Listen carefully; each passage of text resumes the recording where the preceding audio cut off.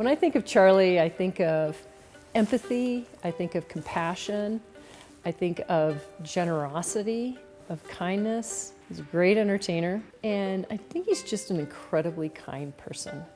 When I hear the name Charlie Hopton, I think about the community and the ways in which he gave so much of his time and life and resources. He's amazingly committed and generous and caring. Charlie Hopton is one of those people who landed in Aspen in the early 60s with little more than enough loose change for a beer at the Jerome Bar in his pocket. It just so happened that Aspen's intrepid Dutchman, Jack de Pagder, was the bartender. The next thing you know, Jack took Charlie under his wing and introduced him to the likes of Fred Braun and Ralph Melville and others who welcomed him into their Aspen families and shenanigans. When I first came to Aspen, I met locals, and they welcomed me like family. And I just knew this is where I belonged. His humble beginnings, during which his family struggled during the Great Depression to provide for him and his 3 siblings, instilled in Charlie the urge to become independent as soon as he possibly could. After completing the 8th grade in 1952, Charlie enlisted in the Army and was quickly deployed to fight in the Korean War. Getting out of the Army with an 8th grade education, there wasn't a lot of opportunity. There was opportunity here in Aspen. He helped develop the Meadowood subdivision that included construction of the Prince of Peace Chapel. Hopkin joined in with a band of mountaineers, including de Pagder, Braun, Melville, and others that later became Mountain Rescue Aspen. In the military, I volunteered for the Rangers, so I learned mountaineering. And I came here, and of course, I got into it. And you meet fellow mountaineers. Mountain Rescue, really, its predecessor was just a bunch of locals. For instance, Ralph Melville would have one of his guests hurt back in the mountains. He would call friends to get together to go to bring the person out. So we were informally doing rescues. Over dinner, Fred said, "Last week we did a good thing, but we didn't do it too well. If we're gonna do this, we got to do it right." That was the beginning of Mountain Rescue. And in 1965, we incorporated, became members of National Mountain Rescue Association. Mountain Rescue Aspen is now a 50-member volunteer organization with a state-of-the-art headquarters responding to over 100 mountain emergencies per year. He is a renowned conservationist and has been involved with Wilderness Workshop and the Independence Pass Foundation since their inception. He also helped establish the management plan for North Star Nature Preserve. Not one to sit still, Charlie became involved in many local causes, including the wilderness designation of the Maroon Bells, the preservation of the buttermilk back bowls, and the Save Hunter Creek effort in the early 1980s. Coming here to such a beautiful place, how could I not help preserve it? Friends of Hunter Creek came about because some wealthy homeowners bought 70 acres at the mouth of Hunter Creek. They tried to close it off to the public, make it their own private backyard. The city, the county, the state, the Forest Service were doing nothing. So we got together and started Friends of Hunter Creek. And a young lawyer came to town, Tim McFlynn, and he volunteered pro bono to help us legally. And we fought all the way to federal court twice to win public access to Hunter Creek. I had done beach access cases in California where very wealthy people shut historic pathways to the Pacific Ocean.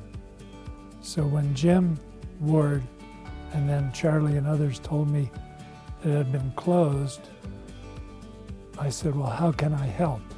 And Charlie was a major player.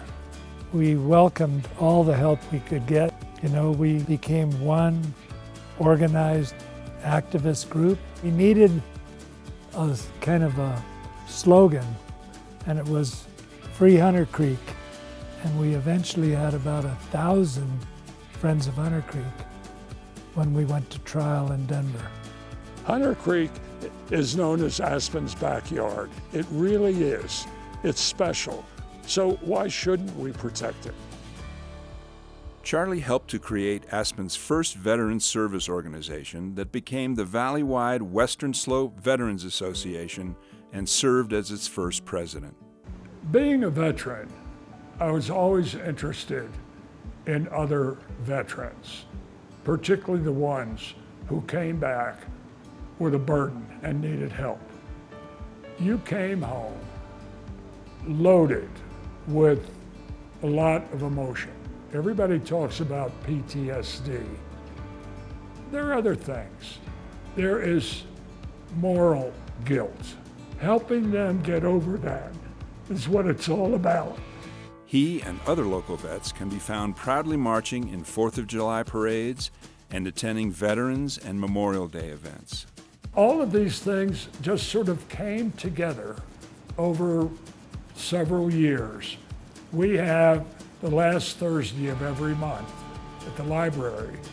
We have coffee and donuts that vets can come, party with other vets, learn about benefits that are available that they didn't know about. One fellow vet, he's having financial difficulties. I got him together with the VA. He got his glasses. He got his hearing aids, the whole bit. Then they start feeling more worthy because here they are being thanked in many different ways for their service. Charlie and the love of his life, Heather, were partners in many community efforts, including preserving Aspen's wild places and volunteering for the local chapter of the American Red Cross, which Charlie directed from 1968 to 1975. He was Pitkin County Emergency Services Coordinator from 1968 to 1974, founding director of the Aspen Ambulance Association, and a member and pilot of Aspen Air Search and Rescue. Charlie and Heather were a team for their 30-plus years of marriage, until Heather's untimely passing at the age of 63. Another cause near and dear to Charlie's heart is the Aspen Buddy Program. Charlie has shared his gift of integrity, dedication, hard work, and love with a little buddy that he has mentored from age 7 to age 22. When I was a kid, my family lost everything in the Great Depression. I had a neighbor who was there for me, and he'd help me with my homework. He would take me out for lunch and things like that. What am I describing? The buddy program. But we can pass it on and help kids. I'm like an eagle circling for prey. If I see someone that I think is a potential big buddy, I circle and pounce. And among other things, I will say, I bet somebody in your life touched you that you'll never forget. Every child should have somebody like that. That's the buddy program. One of Charlie's favorite pastimes is having dinner with friends. Until recently, Charlie could be found nearly every night at the popular local restaurant La Hosteria, where he informally kept alive the tradition of community. He attracted people who were there to celebrate friendship and their community activism. Every time we went, he was there. It's like he must have lived upstairs. I've often asked myself what makes Charlie want to do what he does and be part of so many organizations that give back. And after knowing Charlie the way I do, he's seen a lot of adversity in his life. And I think that it gives him an understanding for people and entities that don't have a way of getting that. And so I think that's why he wants to help them. One of the really admirable qualities of Charlie, considering all that he gave his time and financial resources to support, he never boasts and says, look at what I've done. And I don't think I've seen his name on any of his accomplishments, because that isn't Charlie. Charlie continues to endear everyone in his orbit with his unique combination of vulnerability and positive outlook. We old-timers constantly talk about the changes in Aspen. A couple years ago, I got fed up. I wrote a flaming commentary. I said, I'm sick and tired of you old-timers complaining that old Aspen is dead, new Aspen is terrible. I said, just go out on the street, stop some young ski bum who just got here, and he or she will say they found paradise. Well, it's not the old Aspen, but it's still a wonderful place. This is home. I'm not going anywhere, and it's the people that make it home.